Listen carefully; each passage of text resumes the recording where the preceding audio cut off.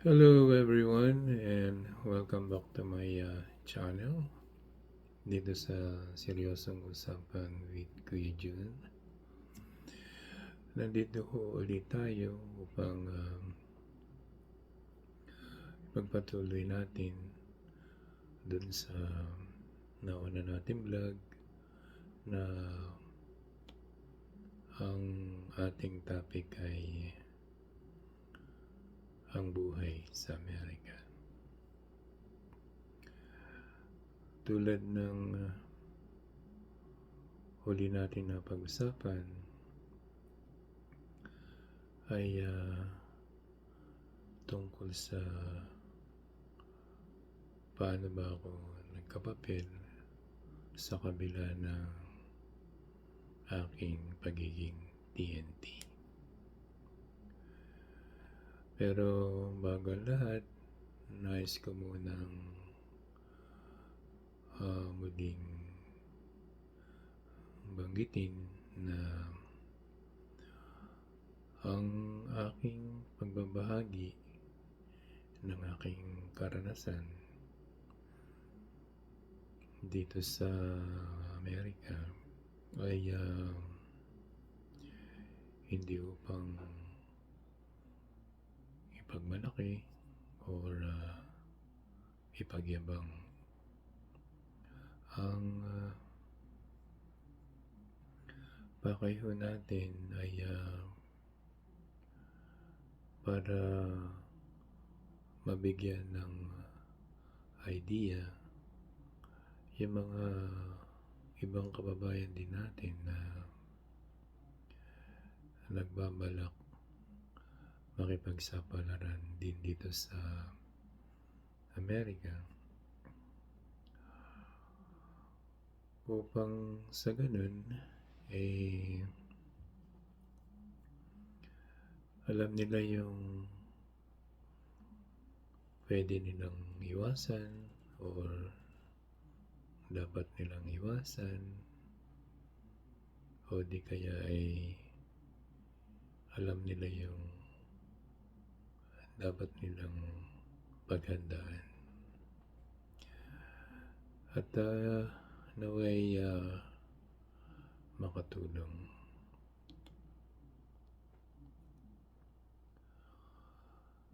Ang naging malaking tulong na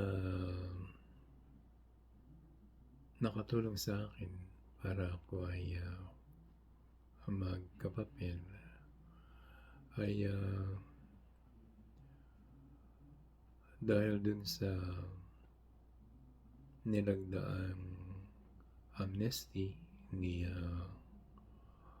President Clinton noong year 2000. At ang amnesty na yun ay tinawag na 245I. At ang nakapaloob lang dun sa nasabing amnesty ay ang change of status. Ibig sabihin, pwede kang mag-apply or pinapayagan kang mag-apply for green card through labor certification or visa petition. Yung case ko under labor certification siya kasi yun nga petition ako ng company.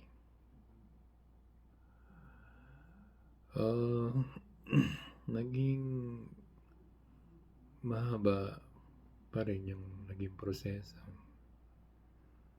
kasi pag nakapag-apply ka na, bibigyan ka ng pinaka priority date niya. So, yung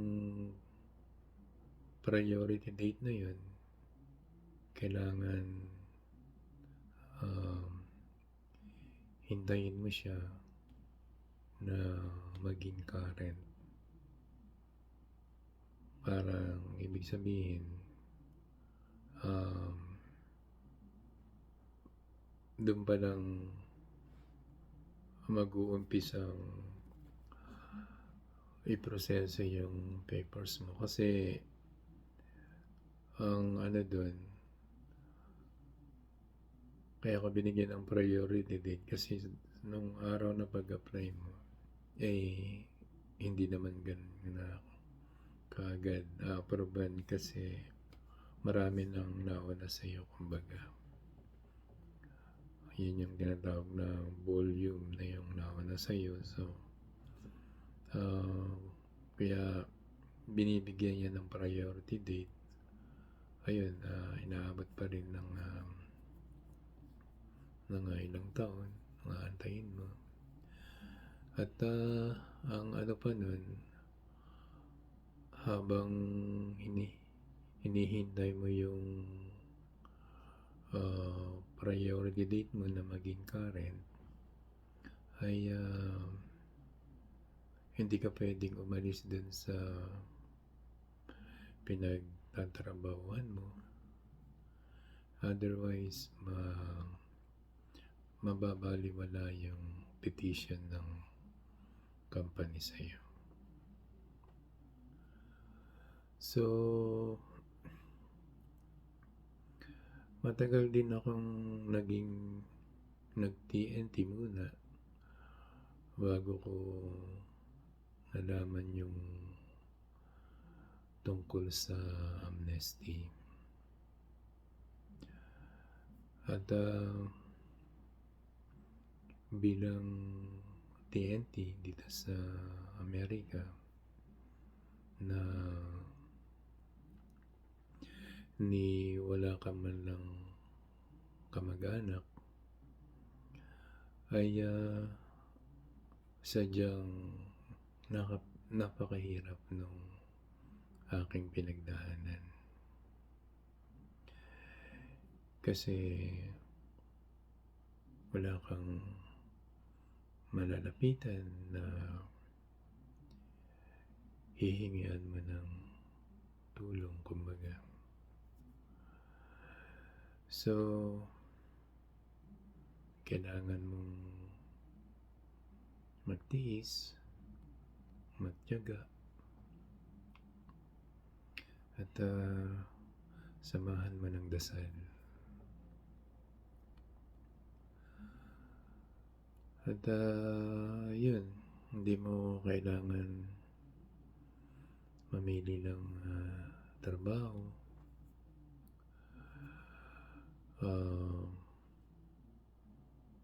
Care home, construction, boy, tagalinis ng bahay, taga-walis ng bodega. Napasukan kung lahat yung trabaho niya.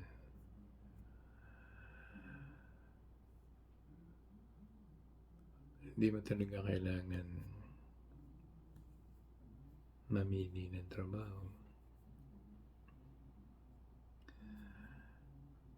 Pero dumating din yung time na parang gusto ko na rin sumuko. Kasi nung time na yun,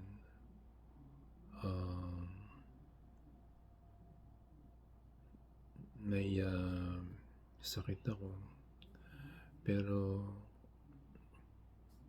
obligado pa rin ako magtrabaho kasi i-stayin ako dun sa kirog na pinagtatrabahuan ko.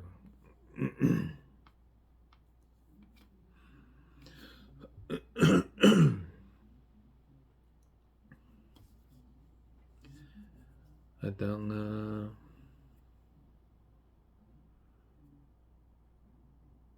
amo ko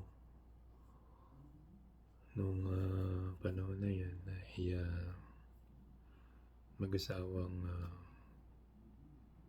Pilipino. Ang katwiran nila, bawal daw magkasakit sa Amerika. At ang masakit pa dun, sasabihan ko pa na buti nga tinanggap ka namin kahit wala kang papel. Grabe, di ba?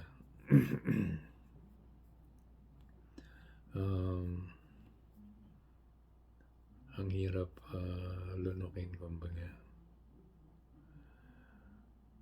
So, ganun ka nila itrato na mismong kapwa Pilipino ang magsasamantala sa'yo pag ganun yung sitwasyon mo, TNT ka or wala kang papel.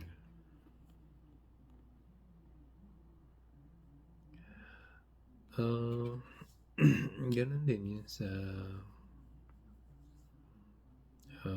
iba kong napasukan, nakirong. Ganun din yung trato nila maging sa mga kasama kong TNT. So, talagang kailangan mong magtiis.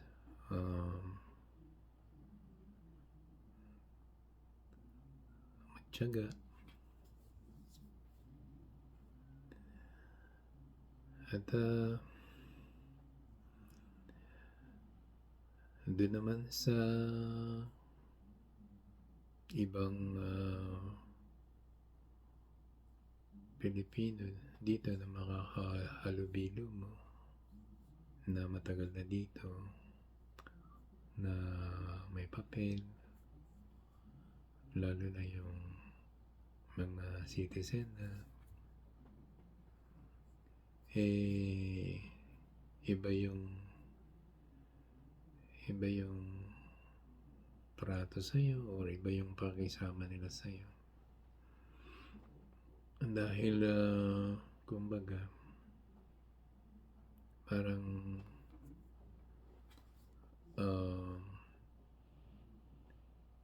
iba yung tingin nila sa sarili niya.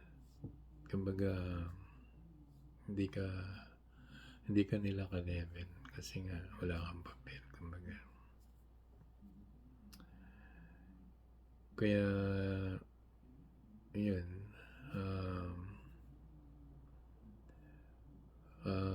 kailangan mong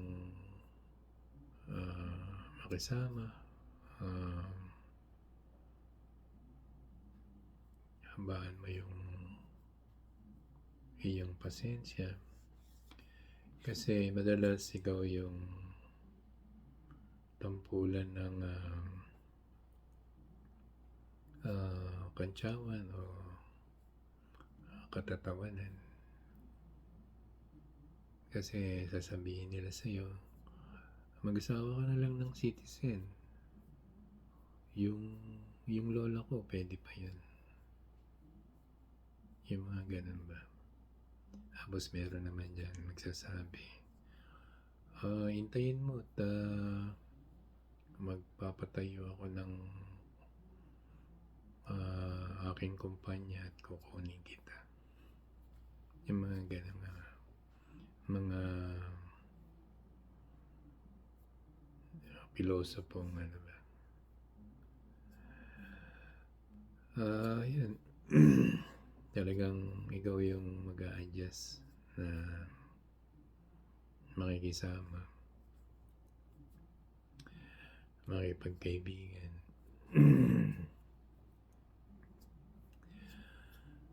At yung pakikipagkaibigan mo sa kanila, akala mo nga kaibigan mo na sila, yung pala walang mag-siseryoso sa yung kaibigan ka kasi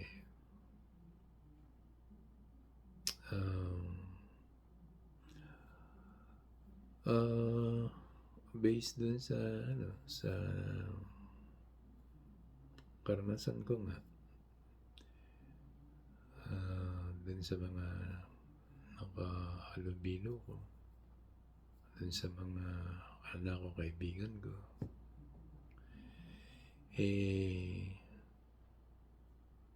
hindi pala tunay na kaibigan ang turing nila sa'yo, kundi yung yung gagamitin ka lang, kumbaga. So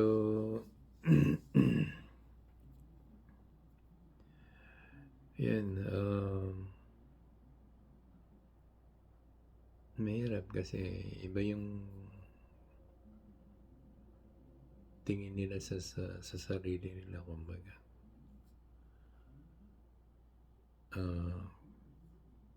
Yung iba nga, yung alam mo ba yung feeling rich, kumbaga. So ayan, kailangan mo sariling diskarte,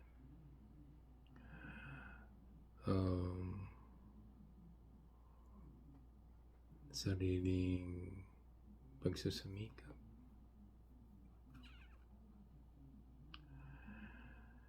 At yun, yun na nga, hindi naglaon ay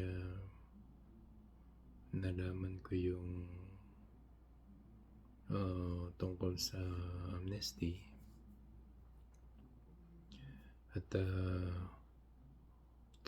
ayun, mga panahon na yun ay nagtatrabaho naman ako sa hotel.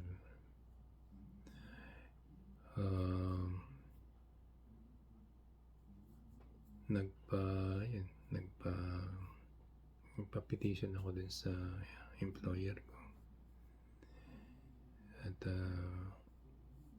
pinetition naman ako dahil ayaw naman nila akong, kumbaga, maalis na dun sa trabaho ko, kumbaga. Pero ayun, sarili mo pa rin gastos yung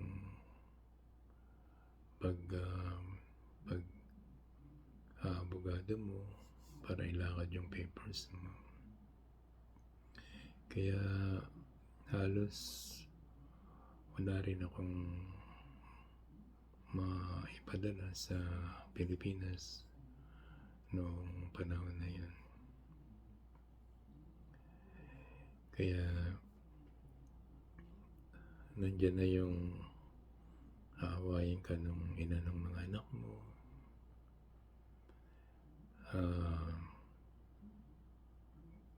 paparatangan ka na kesyo nambababae ka, na kesyo may babae ka, o na kesyo may kinakasama ka na. So ang hirap.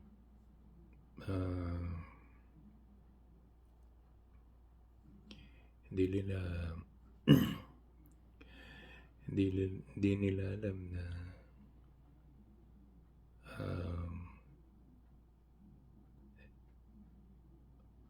nagtitiis lang ako na nakatira sa pinaka stock room ng hotel.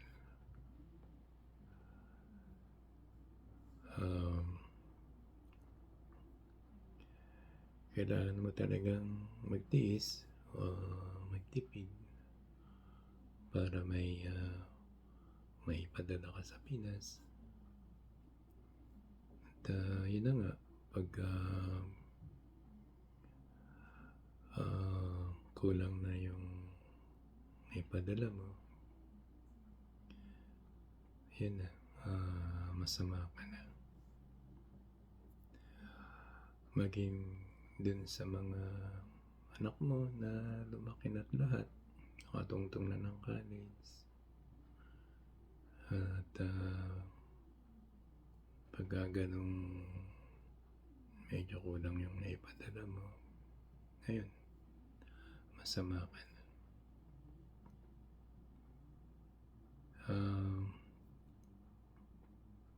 Yun din ang masakit sa isang ama.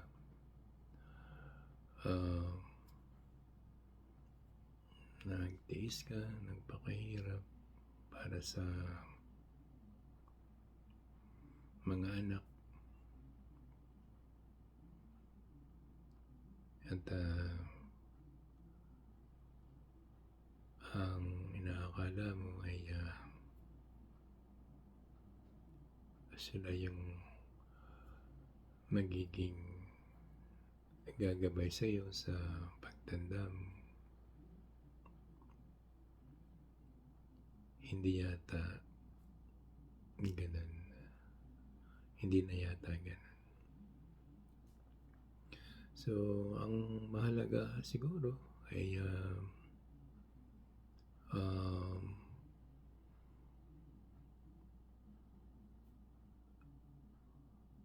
yung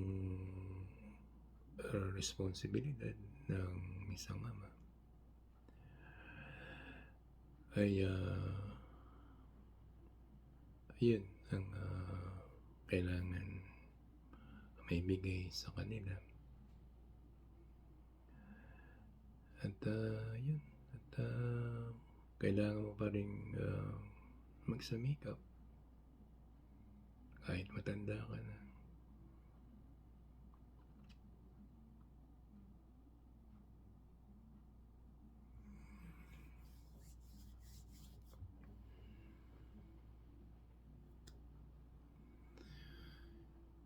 Kailangan mong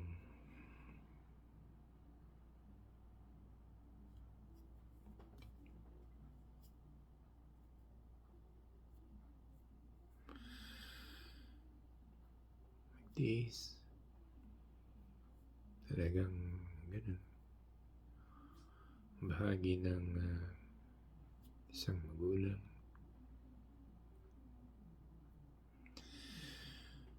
Bahagi ng responsibilidad ng isang ama siguro. Kaya yun, kung tatanungin niyo ba ako kung naging masaya ba ako dito sa Amerika,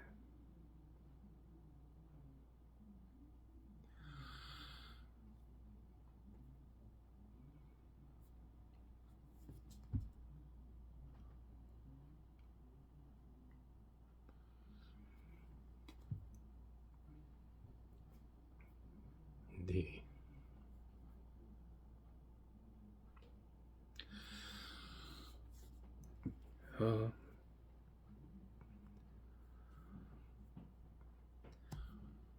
Siya, yan lang at pagpapatuloy ulit natin sa susunod. Maraming salamat and thank you for watching. God bless.